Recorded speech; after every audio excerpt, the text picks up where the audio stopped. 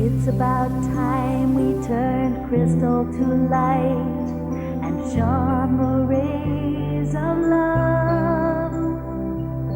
It's about time we tried to do what's right and find the sun above. It's about time we trained our hearts to fly and leave the earth behind. It's about time we soared to realms on high, illuminate each mind. Let us be the mirrors of the unseen world. May we free the colors of each shining pearl. May we find a language for mysteries untold. Let the silent cry of each heart unfold.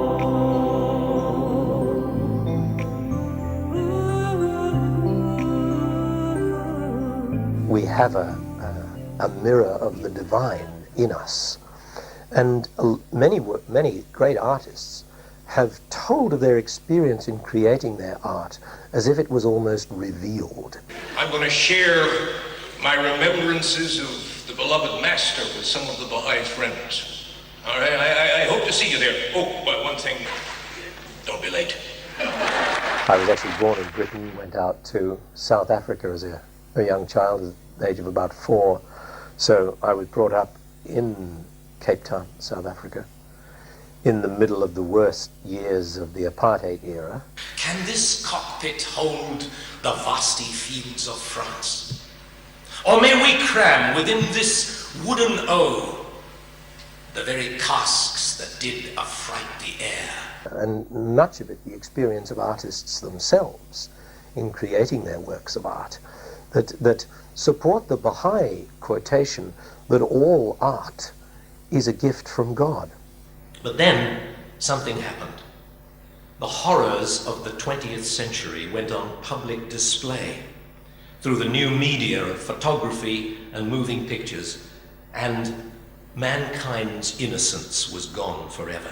Most of the product that comes out of Hollywood and movie studios and other parts of the world is trash. It's an industry. Oh, any fool can act, but to play the piano, now that is a different matter.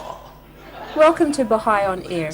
We are continuing our series of features on the Baha'i Arts and Spirituality Conference held in Rotorua. Hello, I'm Maxine Salmanzadeh. In this episode, we are presenting the second and final program featuring Phillip Hinton. Phillip delighted audiences at the conference with his wonderful insights on his life and show business.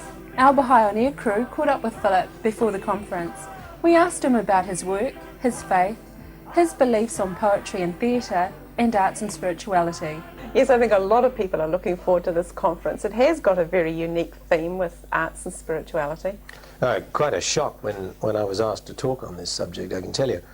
Because, when I stop to think about it, I find it very hard to put into words what art is. It's a huge subject.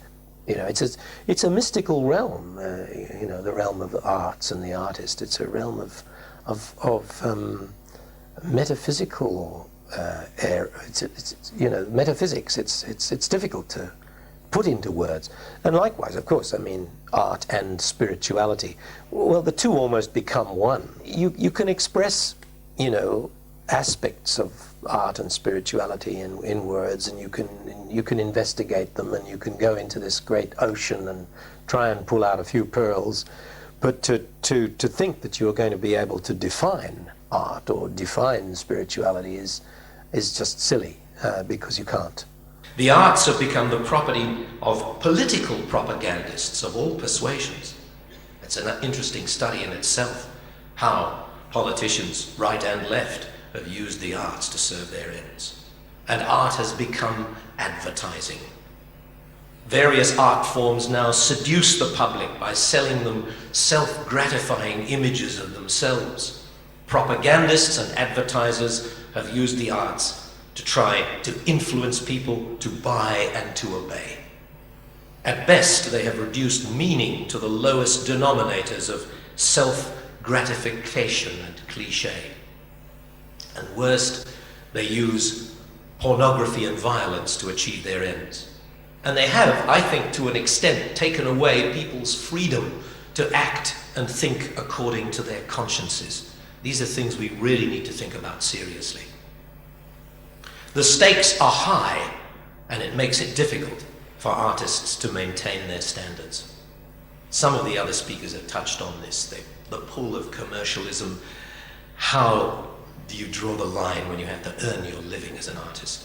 The drama is such a powerful tool in illuminating life, and I hope in making people stronger. Teaching, it's in a way, it's a subtle form of teaching, although one doesn't want to use it in that way. I don't want to use drama as propaganda or as didactic exercise. I don't want to stand on a soapbox and preach to people. In fact, the most satisfaction I ever get as an actor is making people laugh. This is the most wonderful thing. The most wonderful experience I have as an actor is to perform comedy, where you are showing, again, you're showing some side of human life, but the slant you're putting on it is one of humor, which is cathartic for people. It's healing. I always like the reply of the great actor Sir Ralph Richardson, who was asked to define the art of acting. Sir Ralph, can you define the art? Can you tell us in a few words? And Sir Ralph said, he thought for a moment and he said, stopping people coughing.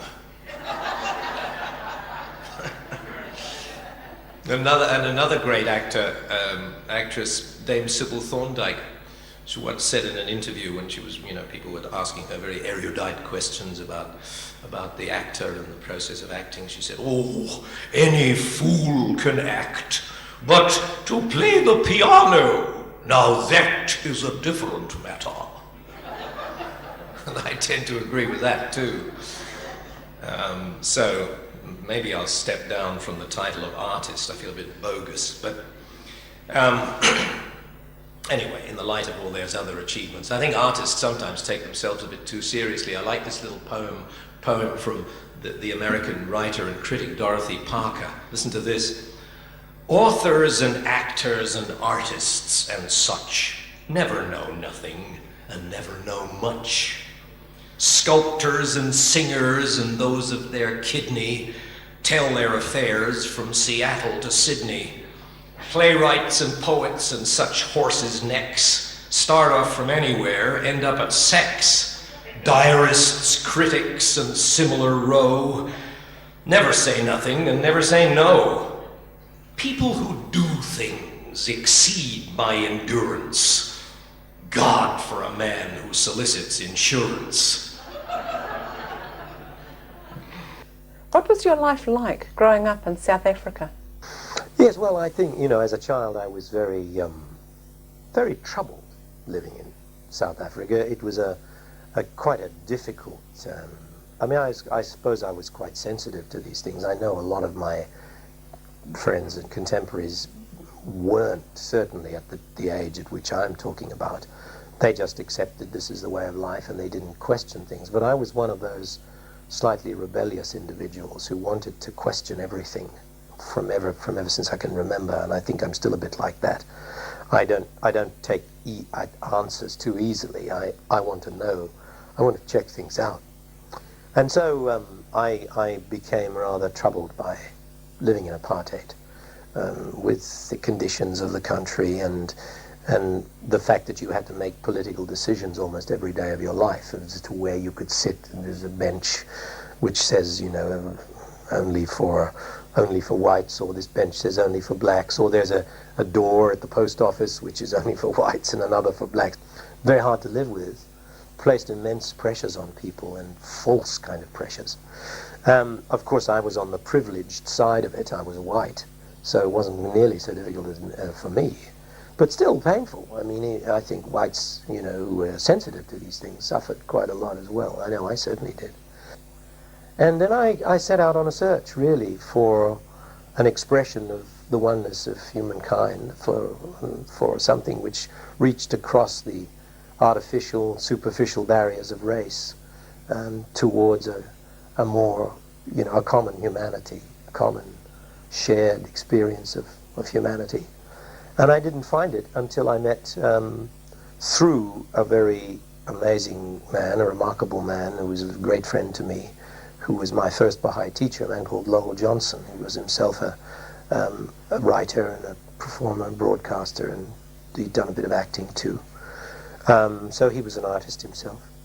And through him I eventually met a group of people who showed me a new way, and they were Baha'is, and they were people who were from all sides of the colour line, which in itself was quite remarkable in South Africa, to find people who actually managed to communicate across the barriers of race.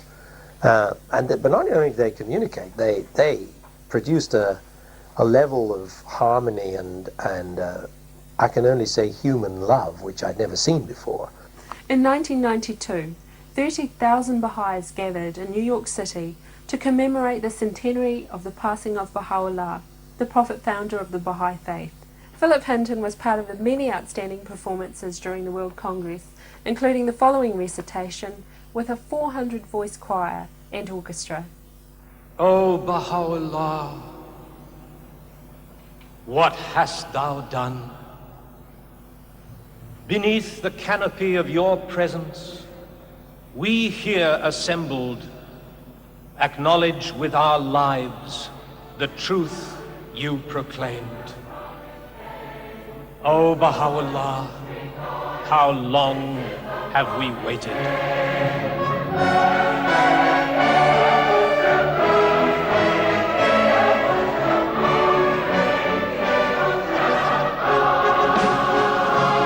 O Baha'u'llah, we behold you, Prince of Peace, Ancient of Days, O Promised One of all ages, O Baha'u'llah.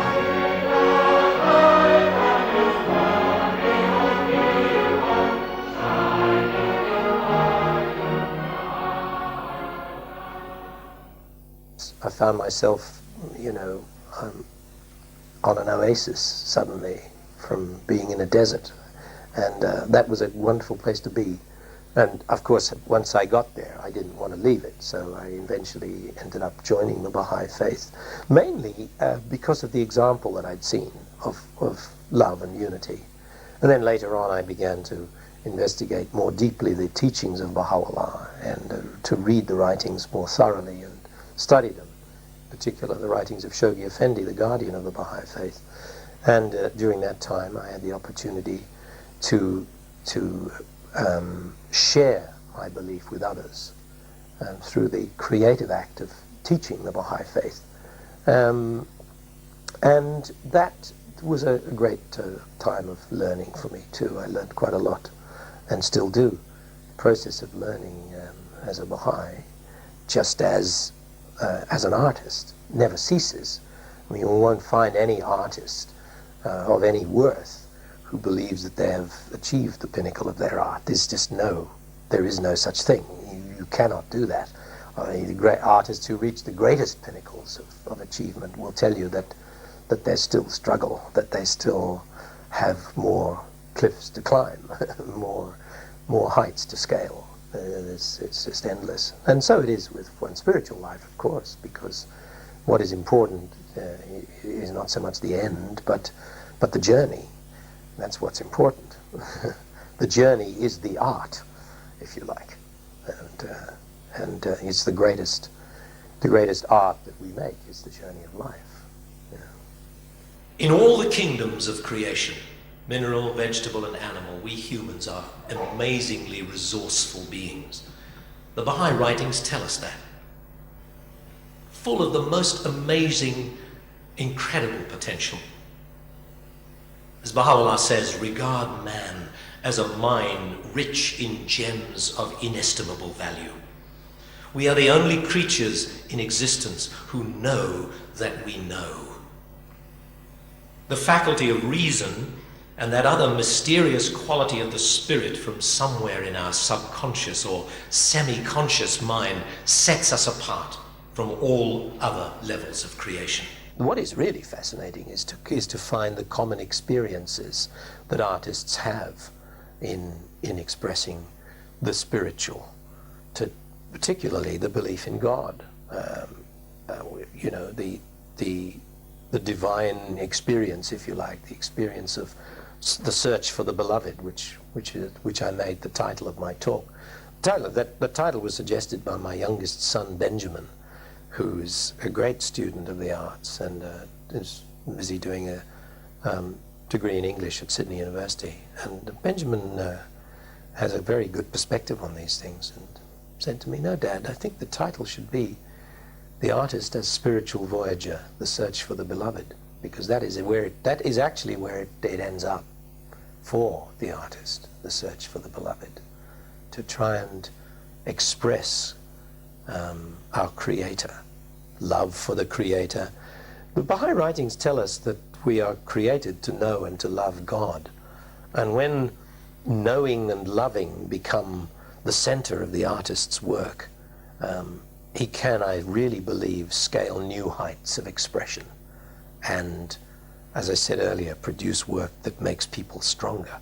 Abdu'l, the eldest son of Baha'u'llah, the founder of the Baha'i faith, says at one stage in his writings, it says that when artists express love for God in their work, then the art has a special power and quality. And that's something that you see in the work of great artists. Stravinsky, again, I talk about Stravinsky. Stravinsky actually prefaced many of his works à la gloire de Dieu, to the glory of God.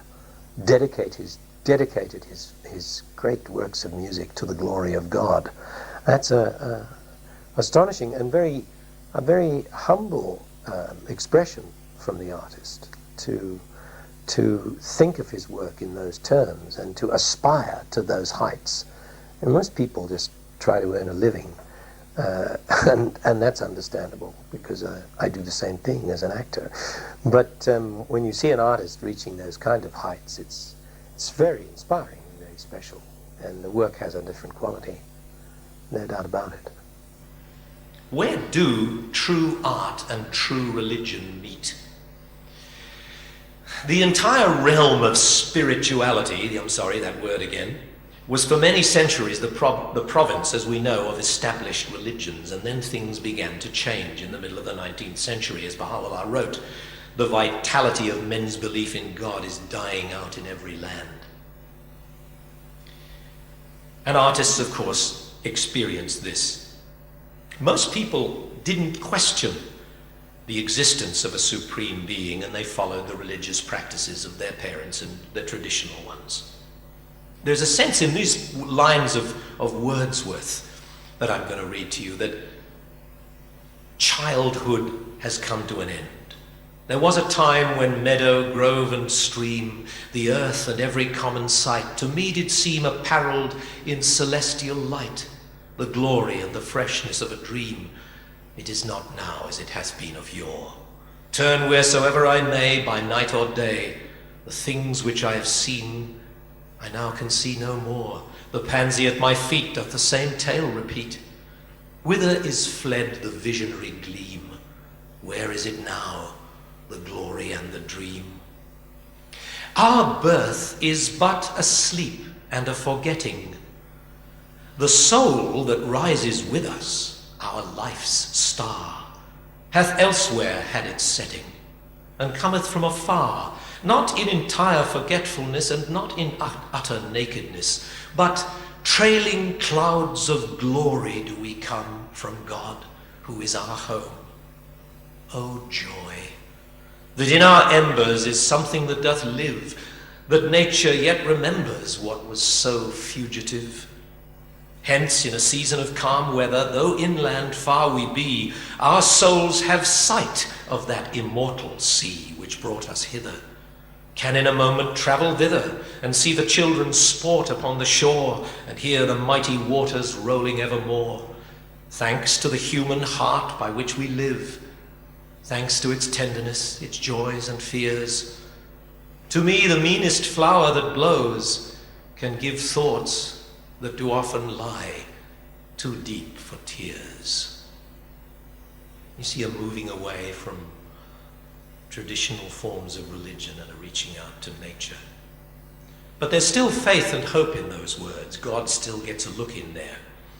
We haven't got to despair of unbelief yet. That comes later. That was, by the way, from intimations of immortality from recollections of early childhood. And those were just a few. It's very, very long. So if you want to read that, be warned. Take a packed lunch. It goes on a bit. It's rather like the operas of Wagner. I hope I'm not offending anybody. I like the critic who said, Wagner has wonderful moments and dreadful quarter hours. And there's an even better one. How about this? One critic said, Wagner's music is better than it sounds. You got that?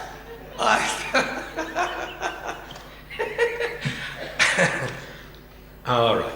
Artists have been at the center of the unfoldment of all great civilizations, and religion has been very much part of that. It was St. Augustine who said, language is too poor to speak of God, yet you do not like to be silent. What is left for you but to sing in jubilation? That's so beautiful. For Baha'is, that's a significant statement. I'm going to quote from an introduction to the Oxford History of Christianity, which Ben brought to my attention. And this is by a contemporary historian, John McManus. A work of art has an instantaneous impact. It bridges the gap between cultures in a single gesture. Whatever the culture from which it derives, a great work of art is a potential source of spiritual insight. The great artist Wassily Kandinsky, pioneer of modern abstract painting, who published a study of the spiritual in art in 1912, spoke of art as resembling religion. Art as resembling religion, in taking what is known and transforming it, showing it in new perspectives and in a blinding light. Some people might ask, why bring religion into it? But I think this is where we're going. This is where spiritual life, religion, if you like, the expression of faith and art merge. It poses the question, though, to a lot of people, do you have to be a believer to achieve this expression? And this is another very important question for Baha'is. We kind of set ourselves up on pedestals, if we're not careful, as believers. And we talk about non-believers down there, believers up here. We're thinking, I think, about religion in a much wider context than mere forms of organized worship. Perhaps the broader definition that Abdu'l gave might be more useful. Religion, Abdu'l said, is the outward expression of divine virtues. In that sense, everyone can express religion, whether they call themselves a believer or not.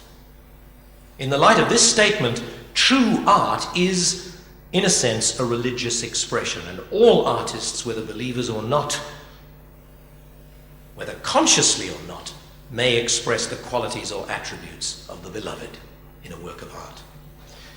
It is safer to turn to geniuses without faith than to believers without talent.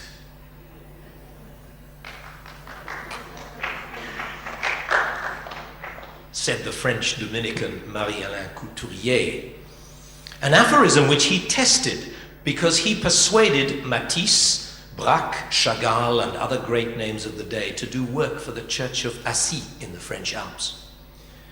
To him, all great art is spiritual, since the genius of the artist lies in the depths, the secret inner being from whence faith also springs. Jacques Maritain has drawn out a further implication of the supposition of the unity of all spiritual experience. To the Christian who wishes his art to reflect his religious convictions, he says this: keep this desire out of the forefront of your mind and simply strive to make a work of beauty in which your entire heart lies. But perhaps the greatest challenge for artists, and for us as Baha'is, is to stay on a spiritual path, to hold on to the goal of the inner journey, the quest for truth. And at least then we can say we are on some kind of path to growth. Our horizons are widening, and they always should be. But of course it's never quite that simple. We can never capture, any of us, can we, a pure spiritual experience in our artistic process. Because for each artist there are always difficulties. Sometimes they're very mundane ones, and paradoxically it's often these mundane ones, these conflicts, tensions, distractions and temptations, if we rise above them, it can result in worthwhile art. I don't want us to get sidetracked either into thinking of spiritual art as a kind of, in cliche terms, and that the only art that's worthwhile is one that speaks directly of the Creator and his universe in the kind of cliche terms of truth, beauty and roses. I mean, we have to face the fact that artists often feel impelled to reflect on the dark side of human nature. And we often dismiss that as being unspiritual art. Oh, that's all gloom and doom, and I don't want to be. I just want something that's beautiful and sweet and nice and easy. Not all art will directly uplift and enlighten us. Some of the most telling works of art have come out of human tragedy and conflict. It's often the role of the artist to shock, to provoke, to plead for justice, to persuade, or to heal by catharsis. So it's little wonder that uncompromising artists throughout history have found themselves marginalized, repressed, and even persecuted. I don't need to tell you that book burning is still alive in the world. Tippett, the British composer, in writing an oratorio about the Holocaust, subtitled it,